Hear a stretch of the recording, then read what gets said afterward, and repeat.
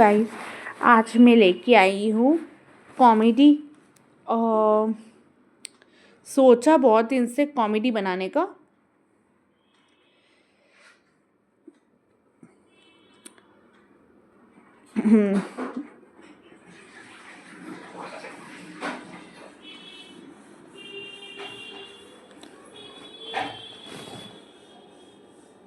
उस मच्छर काट रहा है ना।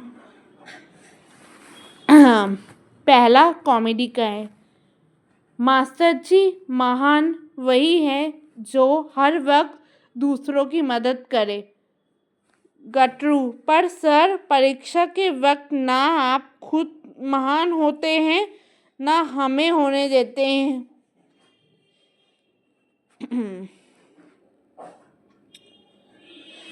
ये देखिए, ड्यूरिंग स्टडी ये हो गया, ये भी हो गया। ये तो देखने की भी ज़रूरत नहीं है। ड्यूरिंग एग्ज़ाम ये नहीं आता, ये तो कभी देखा ही नहीं। आफ्टर रिजल्ट इसमें गया, इसमें भी गया, इसमें तो जाना ही था।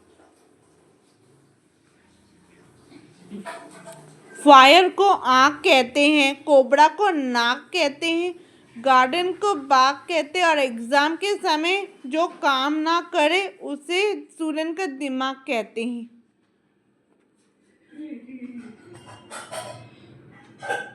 इन एग्ज़ाम हॉल फ्रेंड आ रहा है कुछ, मैं हाँ रोना आ रहा है बहुत।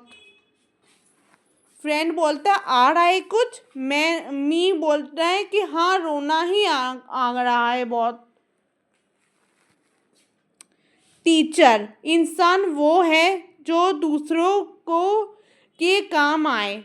लेकिन स्टूडेंट बोलता है लेकिन एग्ज़ाम के वक्त ना तो आप खुद इंसान बनते हैं और दूसरों को इंसान बनने देते हैं।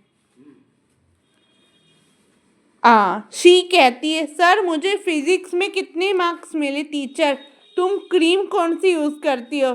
सर शी बोलती है sir no marks. Teacher, what a coincidence. P.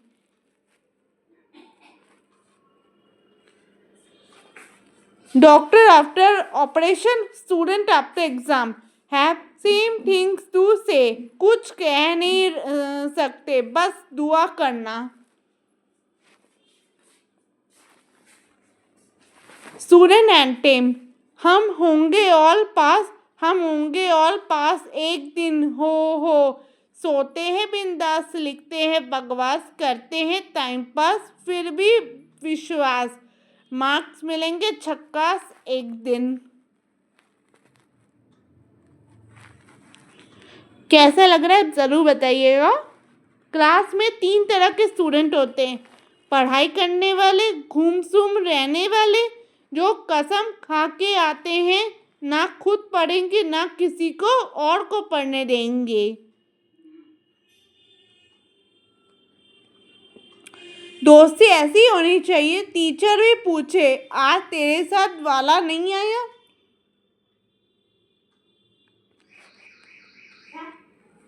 खुशियाँ, टीचर का एब्सेंट होना, टेस्ट का कैंसिल होना, अनएक्सपेक्टेड छुट्टी का मिलना, जब टीचर का पढ़ाने का मूड ना होना।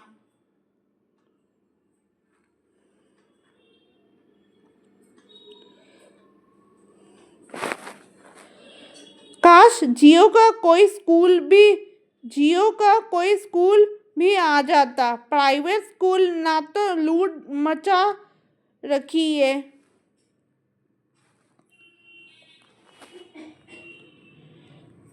स्कूल के दोस्त कितने भी कमीने क्यों ना हो, स्कूल खत्म होने के बाद उनकी याद बहुत आती है।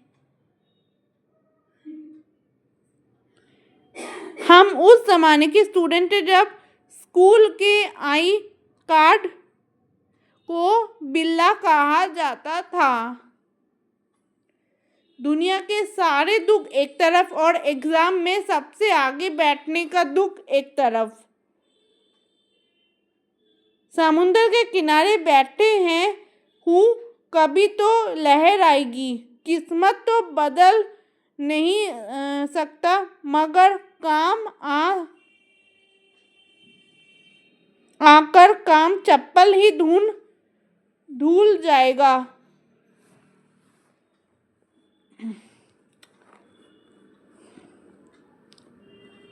सुनो, आज स्कूल में सर ने गाना गाने के लिए मुझे खड़ा कर दिया। मैंने भी राष्ट्रीय गान गाकर सभी को खड़ा कर दिया।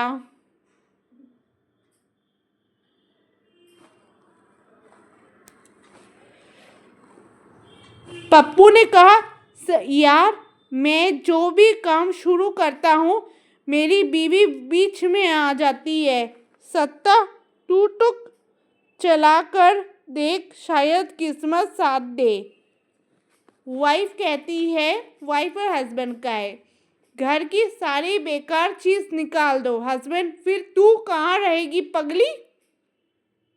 ये वाइफ एंड हस्बैंड का नोक झोंक का जोक है। पहले दरवाज़ा कटा कर भाग जाते थे, आज व्हाट्सएप पर मैसेज करके डिलीट फॉर एवरीवन कर देते हैं।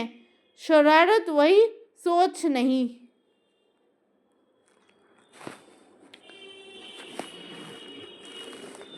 भिखारी कुछ खाने को दे दे, लड़की टमाटर खाओ। भिखारी रोटी दे दो, लड़की टमाटर खाओ। भिखारी, अच्छा लाओ टमाटर ही दे दो। लड़की की माँ, अरे तुम जाओ बाबा, ये तोतली है, कह रही है कमाकर खाओ।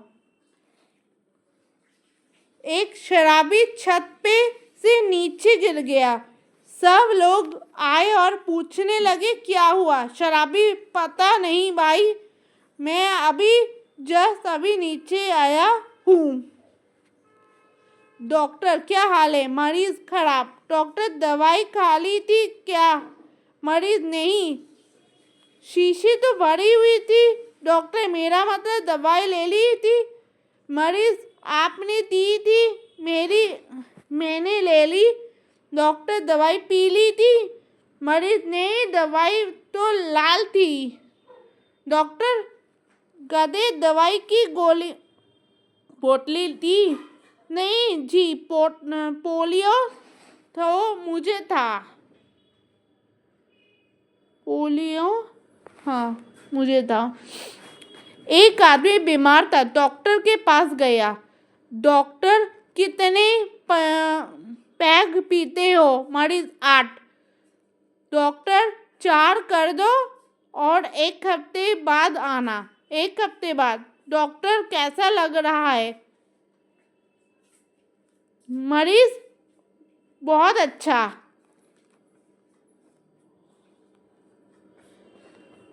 जापान में 2 भाई रहते थे, एक का नाम जो था, दूसरा का नाम वो था। एक रात जो को बाथरूम में भूत दिखा तो डर के उसने वो को आवाज लगाई। वो दौड़ते हुए बाथरूम में आया और भूत को देखते ही उसका हार्ट फेल हो गया और वो मर गया। बस उसी दिन से कहावत हो गई, जो डर गया वो मर गया।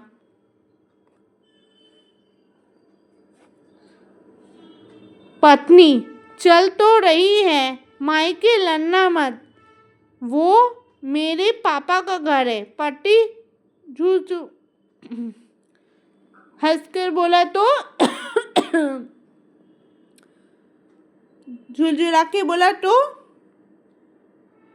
ससुर ने दामाद से कहा, 6 साल में 6 बच्चे थे क्या। दामाद ने कहा, मैंने आपसे पहले ही कहा था कि मैं गरीब जरूर हूँ, पर आपकी बेटी को कभी खाली पेट नहीं रखूंगा। ससुर बेहोश।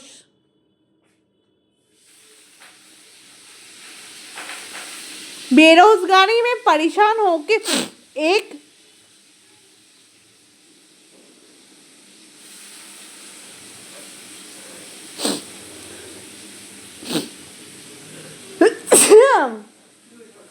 एक 25 साल के नौजवान ने पंखे में रस्सी लगाकर एक ही झटके में पंखा उतार के बेच दिया।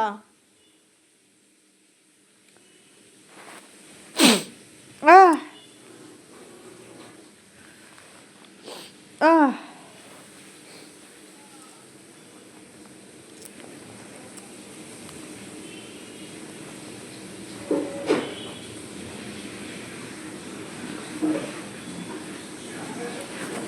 अब मैं दूसरा बता रही हूँ कॉमेडी।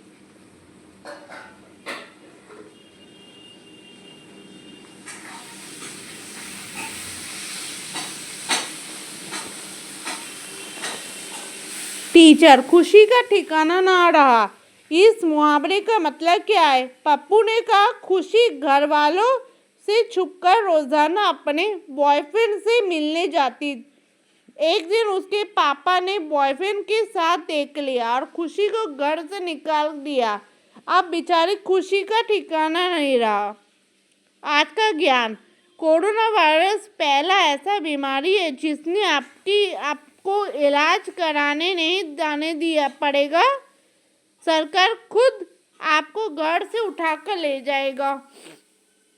मास्क लगाने के बाद ऐसा फीलिंग आती है जैसे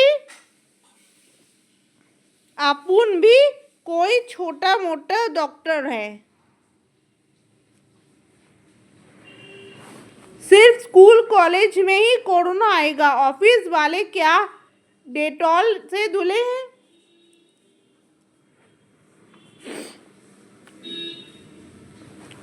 कुछ लम्हों की लापरवाही में जिंदगी भर का रोना हो गया।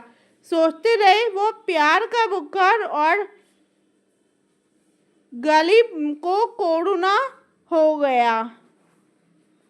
मेरा कत्ल करने की उनकी साजिश तो देखो।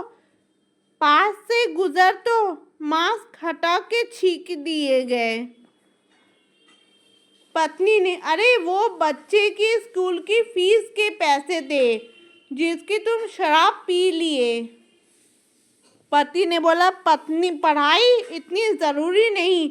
इस समय सरकार की आर्थिक मदद करना हर देशभक्त का धर्म है। जिंदगी झंड कर दी कोरोना वायरस ने। लोगों की 12 घंटे के दिन 5 घंटे तो हाथ धोने में गुजर जाता है। कोरोना वायरस चीन से आया। दूसरे नंबर का एक ऐसा वायरस जो ज़्यादा और तेज से फैलता है। पहला नंबर पर अभी भी टिकटॉक ही है। भगवान ने जब सोच समझ कर बनाया, अब देखो कान इतने बाहर ना निकले होते तो मास्क क्या कील ठोक कर लगाते हैं। प्रभु आपकी लीला धन्य है हो आप। लॉकडाउन में लोगों की अलग अलग परेशानी। कोई किसी की एक झलक पाने की बेताब तो कोई किसी को दिन रात देख देख कर परेशान। चीन वाले तुम्हारे सत्यानाश हो। सालों 4 आदमियों के बीच उठने बैठने लायक तक नहीं छोड़ा। जल्दी फ्री हो जाओ फिर बात करेंगे हम। काश मेरी को भी कोई ऐसा मैसेज करता।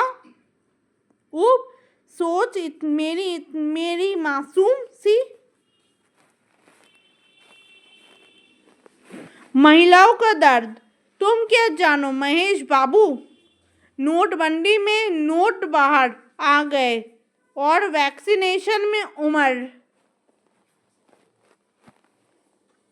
कुछ दिन और घुसे रही कुटिया में, नहीं तो प्रयागराज ले जाओगे लुटियों में।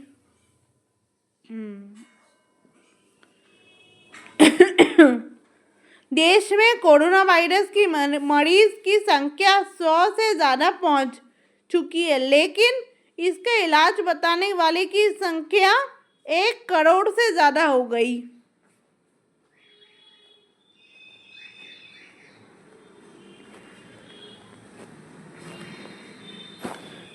आप लोग को मिलते हैं अगले ऐसे, और सब्सक्राइब कीजिए मेरा चैनल, जिससे मैं आप लोगों को नए नए कॉमेडी वीडियोस देखने को मिले। बाय।